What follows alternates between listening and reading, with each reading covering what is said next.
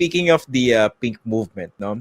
Ang malaking controversy over the weekend po ay itong pakikipagkita ni former Vice President Len Robredo dito kay Vice President Sara Duterte. And divided yung opinion, no? May mga pinklawans na okay sa kanila, may iba naman na hindi. Ano pong opinion niya rito? Was it the right move for the former Vice President para makapagkita dito po kay Sara Duterte? It's not really a question of being the right move. Kasi tingnan natin yung konteksto niyan.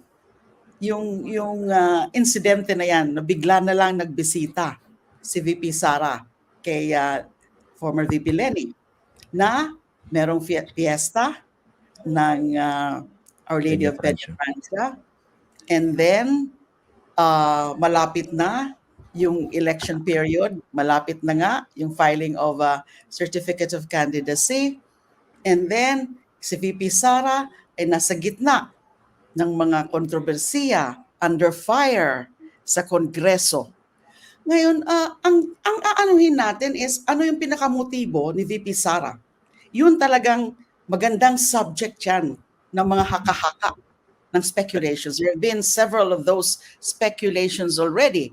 And ang pinakikita niyan is laging may duda yung mga tao sa kanya. Di ba? Tama lang naman. Right. Dahil nga sa mga inaasal niya before the Congress and sa mga hearings na yan, na hindi nga siya nag-o-oath, tapos ayaw niyang sumagot at nagiging ano pa siya, hostile to them. So may duda sa motibo niya. Maraming nagdududa. Now, sa kabilang banda, si VP Leni, nasabi na niya kung ano yung circumstances na ganon. Na bigla na lang, na malapit na daw, na magbibisita rin sa kanya. Now, intindihin natin ang personalidad ni VP Leni. Intindihin natin yung ugali ni VP Leni na napakalayo kay VP Sara na dissenting tao, hindi siya yung palaaway, highly respected, and that is the very reason kung bakit iba-ibang personalidad ay nagka-courtesy call sa kanya. Nandyan yung sila SILG Abalos, nandyan si Senator Bong Revilla, na alam din natin ng mga kakandidato. Tsaka yung mga ganyan, kaya nga itong konteksto ng Our Lady of Peña Francia, yung mga ganyang events, na malakihang crowd talaga yan. So it's a natural crowd, natural audience for those with political ambitions, yung mga tatakbo. Now, lately pa nga, meron pa mga justices na nag-courtesy call sa kanya. Pinapakita nito kung gaano ka-respetado si VP Leni and yung gaano siya ka-influential in Bicol and especially in Naga. So natural lang ng mga iba-ibang personalidad ay nagka-courtesy call sa kanya. And VP Leni being VP Leni, her character, her integrity, ay hindi kayang maghumindi sa mga ganon. Ang titingnan natin, again, I would emphasize, yung motibo ni VP Sara. And why would we shift the blame to VP Leni na magdududa rin na sana hindi na lang tinanggap kasi yung epekto niyan, ganyan. So intindihin natin yan. Actually, if I may offer a response to that, no, I think based sa mga nakikita ko po, no, sa observation ko sa mga hindi masyado natutuwa doon sa pagtanggap ni VP Leni kay VP Sara, hindi actually sinisisi masyado si VP Leni, kundi si Sara Duterte. It's more about the concern na baka nagagamit siya nitong isang politiko. And I think the fact that they somehow appear to be putting some blame on the former vice president is that because mataas ang standard niya. Kumbaga mas expected ito sa kanya. Na ito yung paninindigan niyang standards compared to the other person as you mentioned. Now speaking of motive, ano po bang basa niyo rito? Bakit nakapagkita si Sara Duterte at this time? Well, kagaya nung sinabi ko kanina, she's in the middle of a lot of controversies at talaga namang bumababa na yung kanyang approval and trust ratings. And then siguro inaano niya na kailangan niya ng may hindi, not necessarily kakampi, kundi yung tumaas ng konti yung kanyang imahe na, pero meron din siguro mga hindi, yung mas hindi magandang motibo na, she just really wants to create more controversies na madami na nga nakakasangkutan niya mga kontrobersiya, mga issues, at gumagawa na naman siya ng mga ganito para manggulo rin sa oposisyon na Di- alam niya siguro yung magiging epekto na magkakaiba-iba ang mga reaksyon ng mga nasa oposisyon. So mukhang she simply wanted to create a distraction in a way. Yes, that could be one. Kung ganun, kung ganun po, edi mukhang nagamit nga si Vice President at yung kabaitan niya. Well, kasalanan niya ni VP Sara and not VP Lenny. Yun nga, bukod doon, ano pa yung nakikita nyo? Kasi kahit sinabi nung dati niyang tagapagsalita, na-guess natin mamaya, na it was not political. The fact that it was the former Vice President and the current Vice President, as you mentioned, nasa kalagitnaan ng matinding mga controversies, bibisita, di naman sila friendship, di ba? Di naman sila talaga nag-uusap. Parang, it's really out of the ordinary. It's really odd. And you cannot say na hindi siya political, di ba? What do you think?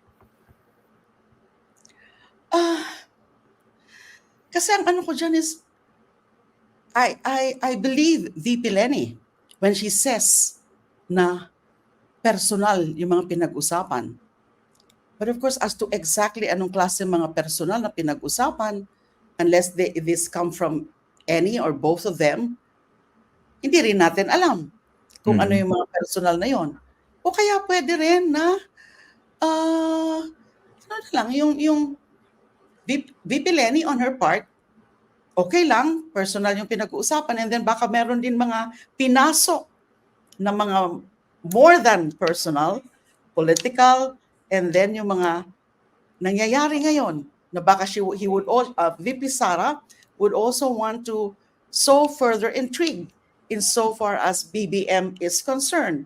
Kasi ang tak ngayon ni VP Sara, since ganyan ang nangyayari ngayon sa kanya, sa mga hearings na yan, isa sa Kongreso, is that, syempre, ang ano niya dyan is that, baka na ito ni BBM through the Speaker Romualdez. So maybe she was trying to sow some intrigue insofar as BBM is concerned. We don't know. Maybe basically personal yung mga pinag-usapan, pero hindi rin siguro far-fetched na meron ibang siningit si VP Sara. But I don't know whether either or both of them would be willing or would be minded to disclose them. Kaya ba nilang sabihin yan sa atin kung meron man? Hindi po ba kayo nagkaroon ng pagkakataon na makausap si former VP Lenny about this?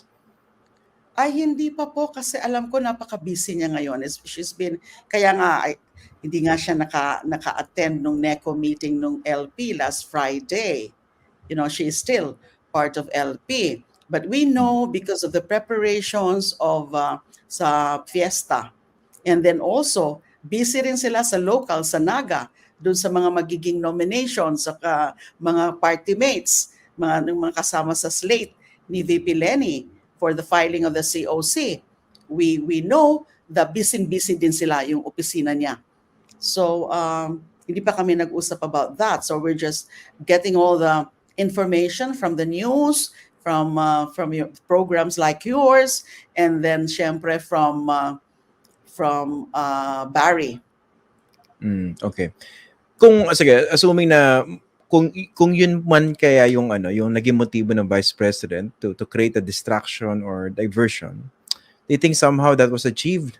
And also somehow yung second effect niya, which is basically to sow intrigue within the pink movement. Kasi ngayon nakikita natin yung bakbakan online, no?